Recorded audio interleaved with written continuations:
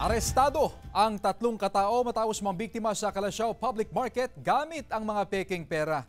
Sabi ng pulisya, posibleng iisang grupo ang tatlo na mula pa sa Kalumpit, Bulacan at Caloocan City.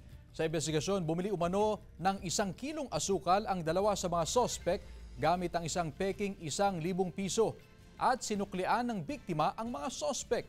Matapos ang ilang minuto, may lumapit muli sa biktima na isang lalaki at bumili naman ng 1 kilong malagkit gamit din ang isang peking 1,000 piso. Dito na raw napansin ng biktima na pareho ang serial number ng perang ibinayad sa kanya, kaya agad dumulog sa otoridad. Agad na aresto ang mga sospek na nasampahan na ng kaukulang kaso. Sinubukang kuhanan ng pahayag ng GMA Regional TV 1 North Central Luzon ang mga sospek, subalit tumanggi silang magsalita. Paalala lang po sa mga nagtitinda, maging mapanuri sila sa mga binibigay na pera, kung saan makikita mo naman kung paano tumingin ng original at saka fake.